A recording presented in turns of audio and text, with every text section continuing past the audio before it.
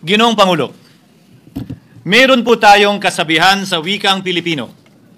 Kapag nagturo ka ng daliri sa iba, may tatlong daliri na nakaturo palagi pabalik sa iyo.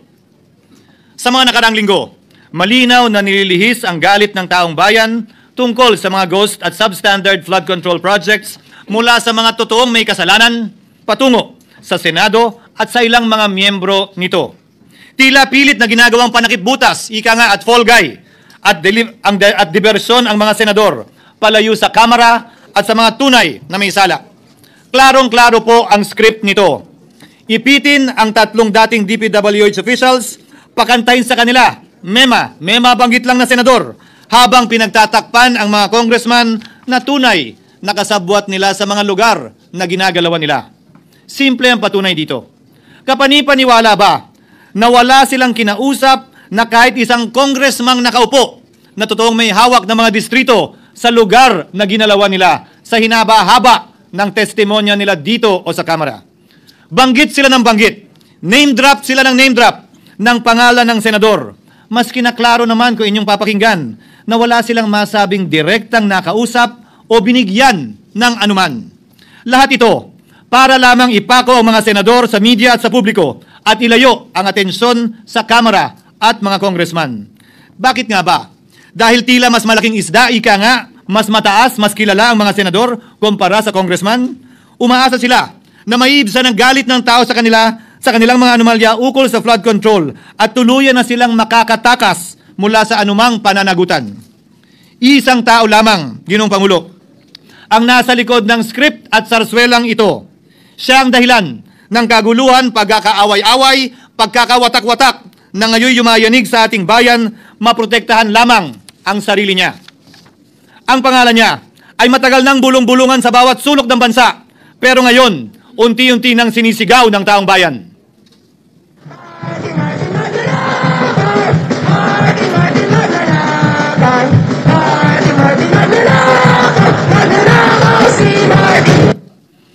Pero Ginoong Pangulo, minamahal kong kasamahan, bakit tila sa Kamara, dito mismo sa Senado at sa ilang media ay hindi pa din nila kayang sambitin ang pangalan niya? Pues, sasabihin ko, Martin Romualdez. Minsan ang binanggit ng mga diskaya ito mismo dito sa Senado ang kanyang pangalan, pero agad itong pinabawi nung humarap sila sa Kamara. Binanggit ni Master Sergeant Gutesa ang kanyang pangalan, pero ultimo notaryo, natunto nila at pinabawi nila ang pagnotaryo. Buti na lang, huli na't nasabi na niya ang pangalan ni Martin Romualdez na pinanumpaan dito mismo sa ating Blue Ribbon Committee. Hindi ba't si Ginoong Gutesa, hindi ba't si Sergeant Gutesa lamang ang bukod tanging testigo na walang kinalaman, hindi sangkot sa flood control issue, walang hininging immunity, deal o proteksyon kapalit ng kanyang pagtestigo? Siya ang kauna-unahang nagtestigo na personal na naghatid ng pera sa bahay mismo ni Martin Romualdez. Ang salaysay niya, Ginoong Pangulo, ay kumpirmasyon ng matagal nang isinisiwalat ni Congressman Chanco at Mayor Magalong kung sino ang ulo sa paglilimas sa kaban ng bayan na ating naririnig na rin. 13,803,693 with Congressman Saldico as proponent. For the record, ang binabanggit po natin Representative Elizaldico, siya po yung chairman ng House Appropriations Committee. Walang kaduda-duda yan. Ito nga, hirap na hirap silang banggitin pa yung isa sa mga mastermind nila dyan, si Saldico, hirap na hirap pa silang banggitin. May isa pang mas mataas sa kanya? Hindi naman gagalaw yun kung walang, siyempre hindi naman gagalaw yun kung walang pahintulot yung mas mataas sa kanya. Just the House Speaker.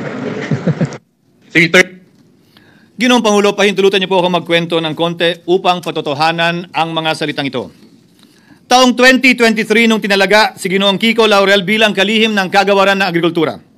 Bilang suporta sa kanyang mandato, tinanong ko noon ang isang simpleng katanungan sa budget process natin. Bakit mas malaki ang pondo ng flood control kesa sa agrikultura? Why is it that the budget for flood control is bigger than the budget of the Department of Agriculture or the agriculture sector as a whole? The fifth biggest allocation, not even a department, is flood control. And allocating a measly 31 billion for irrigation, for rice. Why? Pagkatapos po noon, tinulungan ko siyang bawasan ang flood control budget at idagdag sa 2024 budget ng Department of Agriculture. Aniya, Tumawag daw sa kanya si Congressman Zaldico dahil pinapatanong daw ni Speaker Romualdez, bakit binawasan ang pondo ng flood control?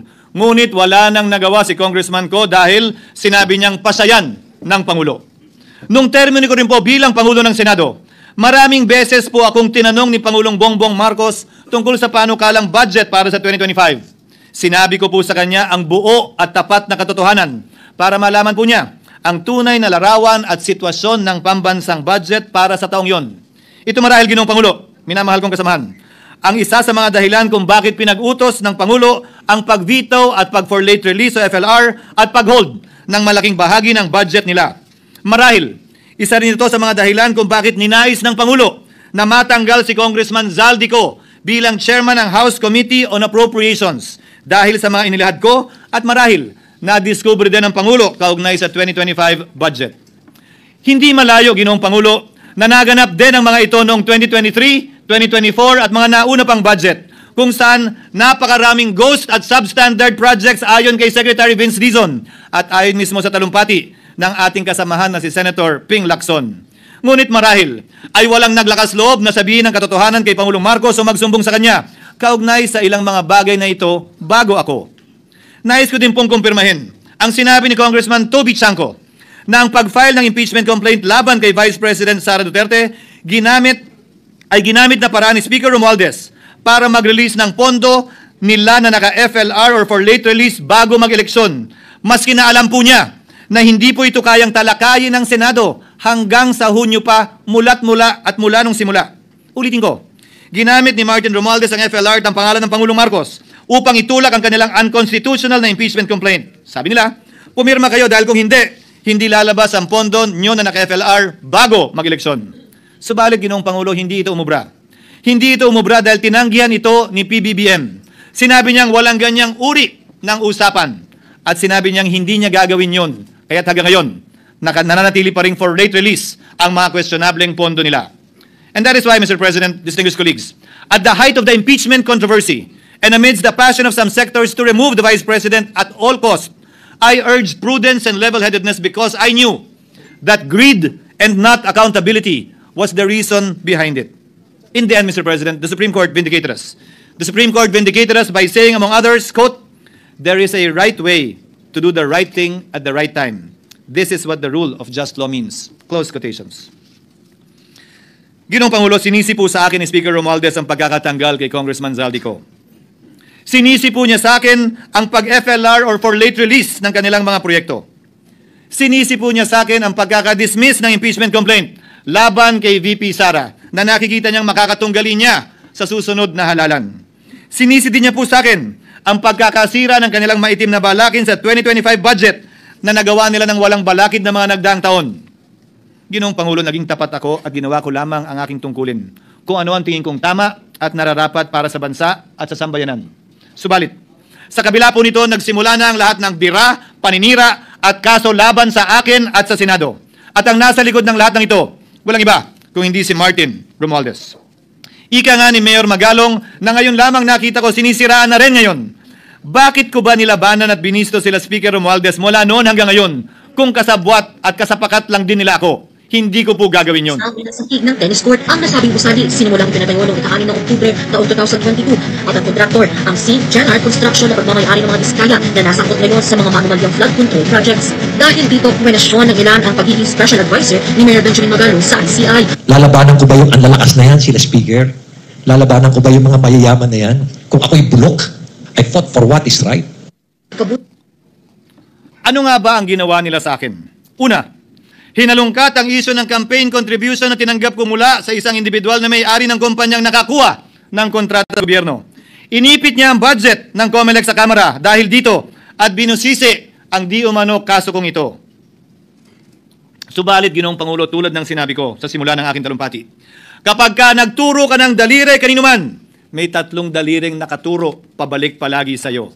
Anong nangyari? Hindi ba't biglang may lumabas na ulat ang PCIJ na ang dami naman palang opisyal, hindi lang senador, mas mataas pa ang tumanggap din ng ganung uri ng kontribusyon noong 2022 elections? Ang tanong ko ay simple. Kung legal at walang mali sa ginawa nila, edi dapat legal din at tama ang ginawa ko. Pero bakit ako lang ang iniimbestigahan tungkol dito? Higit pa doon, Ginoong Pangulo, Hindi ba tayon kay Mayor Magalong merong 67 na miyembro ng Kamara na kontraktor? Ito po ay mga miyembro ng Kamara na may construction firm na nakakuha ng kontrata sa gobyerno. Kung bawal talaga ito, ibig sabihin ba niyan, bawal na nilang gastusin ang sarili nilang pera para sa kanilang sariling kandidatura? Bakit hindi din binubusisi yun? Bakit hindi inaalam yun? Ako lang talaga? Pangalawa, inintriga ni Martin Romualdez ang dating liderato ng Senado dahil sa pagkakaupo at pagdinig ni Senator Marcoleta sa Blue Ribbon Committee dahil marahil sa pananaw niya ay hindi siya safe kay Marcoleta. Ngunit, Ginoong Pangulo, sa hindi niya inaasahang pagkakataon, nung araw ding yun, nagsalita ang mga diskaya, pinangalanan ng 17 congressman na kasosyo niya, kabilang ang pagbanggit na naman ng pangalan ni Martin Romualdez. Karamihan sa mga kawani ng DPWH na nabanggit sa itaas ay paulit-ulit na binabanggit ang delivery ng pera ay para sa kay Saldico na dapat at least 25%. Si Kong Marvin Rillo naman ay ilang beses na binabanggit ang pangalan ni Speaker Martin Romualdez bilang kanyang malapit na kaibigan. Isa na naman po itong patunay, Ginoong Pangulo. Kapag ka nagturo ka ng daliri sa iba, may 3 daliring nakaturo pabalik sa'yo. Pangatlo, sa pagdinig ng Blue Ribbon Committee kung saan ni-name drop ako ni Yusek Bernardo, bagaman inamin niyang personal na mismo na hindi niya rekta kung nakausap o binigyan ng anuman, bigla namang tumestigo si retired Master Sergeant Gutesa at muling pinangalanan si Martin Romualdez na hinahatiran daw niya ng pera sa mismong bahay nito. Ang bawat malita ay may lamang humigit kumulang 48 million pesos. Kalimitang dinadala sa bahay ni Congressman Saldico, ibababa lamang namin ay 35 malita para i-deliver sa bahay ni House Speaker Martin Romualdez. Gamit ang script niya sa pagturo sa akin, ayan na naman. May 3 daliring nakaturo palagi pabalik sa kanya tuwing ginagawa niya yan. Ulitin ko po for the record, Ginoong Pangulo, ang sinabi ni retired Master Sergeant Gutesa. 35 maleta ng pera na naglalaman na mahigit kumulang 48 milyong piso bawat isa o kulang-kulang 1.7 billion pesos sa isang delivery. Ay di umano hinatid niya sa iba't ibang bahay, sa iba't ibang pagkakataon ni Martin Romualdez. Subalit, sa kabila ng lahat ng ito, hindi ba nakapagtataka? Bakit hindi sinasama si Martin Romualdez sa anumang investigasyon? DOJ man, NBI man, AMLAC man. No ako po ay pinuntahan. No ako po ay dumalo sa imbitasyon ng ICI bilang resource person. Binanggit ko at tinanong ko din ito sa kanila. Ganito ba katindi ang kapangyarihang hawak ni Martin Romualdez? Na bagaman hindi siya speaker, tila the name that cannot be mentioned pa din siya at nagagawa pa din niya ang nais niya kaugnay sa isang mapamiling hustisya o selective justice. Halimbawa, bakit ang daming kondisyon bago ipasok ang mga diskaya na nagpangalan sa maraming congressman sa witness protection? Pero pag si Alcantara, Hernandez at Bernardo, walang ganong kaparehong kondisyon. Bakit hiniling agad ang freeze order di umano para sa asset ng mga name drop na senador? Pero maliban kay Congressman Zaldico na mukhang nilalaglag na nila, ni isang congressman walang request para sa freeze order. Pagdating naman kay Martin Romualdez na dineliveran ng bilyong piso sa bahay mismo niya, ang sabi ay, quote, "We will work on it lang." Bakit interesado ang lahat sa 6 na senador na idadawit di umano ni Bryce Hernandez na handang-handa tayong alamin sana kung sino-sino sila para mapagpiestahan natin sila? Pero nung sinabi ni Bryce na hindi pala senador, kung hindi kongresista lamang ang papangalanan niya, aba, biglang naglaho ng parang bula ang atensyon. Parang wala na nagtanong. Parang wala nang interes para alamin. Sino-sino nga ba yung mga yan?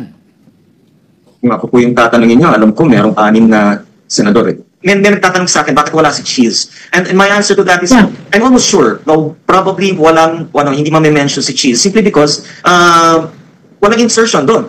Si Escudero, wala doon. Hindi po senador yung laman nung computer ko. So fake news yun, ha? May 6 na senador na nunumbrahan mo daw. Mga congressman yung nasa computer mo. Yes, yung nasa computer ko po, congressman po. Okay, thank you.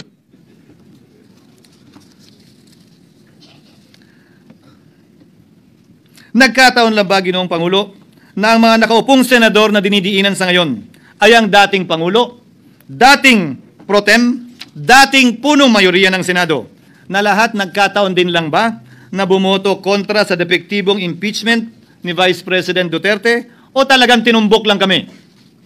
In other words, Mr. President, are we truly for transparency and accountability or are we merely offering a politically convenient sacrificial lamb in an attempt to appease the rage of the people? What is painful, Mr. President, is that along the way, reputations have been disparaged and tarnished. Innocent persons have been implicated, and the Senate is slowly but surely being destroyed. Nagkataon lang po ba na ang lahat ng ito o ito'y sumusunod sa isang script, direksyon at basbas ni Martin Romualdez? Sa kanyang script na naglalayong ilihis ang galit ng bayan mula sa kanya at sa mga kasabwat niya at ituro ito sa Senado at mga senador. Ginoong Pangulo, ang script at sarswelang ito ay di uubra dahil napakalayo po nito sa katotohanan. Napakasama sa panlasa at tinitiyak ko sa inyo, hindi po ito matatanggap at lulunukin ng sambayan ng Pilipino. I've been in public service for 27 years. I've never been accused nor charged with corruption. This is the sterling record which they are trying to tear down, and I tell you, they will not succeed. I will defend myself, Mr. President, against these malicious and false allegations. In fact, I have already filed and will be filing necessary and appropriate charges against my accusers and prove them wrong. And with the help of the Almighty, I will be vindicated and declared innocent, I am sure. Kaya ko po ipagtanggol ang sarili ko, Ginoong Pangulo. Ngunit, Ginoong Pangulo, sino po ang nagtatanggol sa ating institusyon? Kaya't ang aking tanging hiling po sana sa inyo, Ginoong Pangulo, at sa ating mga kasamahan sa Senado. Labanan po ninyo at huwag niyong pahintulutang ang mapamiling hustisya na lantarang nangyayari sa harap natin ngayon. For what is happening now is selective justice and mob justice. Members of the Senate have been thrown off a cliff before the court of public opinion in an attempt to mollify the people's rage, thereby covering up the real perpetrators and giving them a chance to get away. Mr. President, I will not allow justice to be weaponized against the innocent to protect the guilty, because this corrodes the legitimacy of the law before our people's eyes. Wala pong naniniwala, bagkus lahat nagtatanong, bakit walang congressman nakasama sa investigasyon? But what about the other congressmen in Bulacan? Why haven't they been questioned? Called out, yeah. I think that they do not know what's going on. Ginoong Pangulo, mga minamahal kong kasamahan, huwag po tayong sumunod sa script ni Martin Romualdez. Labanan po natin ang script na ito. Pasagutin at imbestigahan lahat ng niname drop at nabanggit, congressman man, senador man at iba pang opisyal, at dapat kasama dito si Martin Romualdez. Ginoong Pangulo, hindi ba natin nakikita na pilit tayong pinag-aaway-away? Mayaman, mamamayan laban sa lingkod bayan, lokal laban sa nasyonal na opisyal, congressman laban sa kapwa congressman, at ngayon, senador laban sa kapwa senador, pamilya laban sa pamilya, Pilipino laban sa kapwa Pilipino. Ginoong Pangulo, tandaan po natin, mas madaling manipulahin at ang nag-aaway at nagkakawatak-watak na bansa. At ito ang eksaktong gusto nilang mangyari. Ito, sa aking paniniwala, ay bahagi pa din ng script at sarswela na nais palaganapin ni Martin Romualdez upang lituhin, guluhin, linlangin at sirain ang ating lipunan at bansa para lamang huwag siyang mabisto. Sana ay huwag nating payagang mangyari ito. Ginoong Pangulo, tulad ng sinabi ko sa simula ng aking talumpati, sa kada mapang-akusa at mapanghusgang daliri na ituturo ninyo sa inyong kapwa, lalo na kung walang basihan, merong 3 daliring palaging nakaturo sa iyo pabalik. Sana po, maging mapanuri tayo.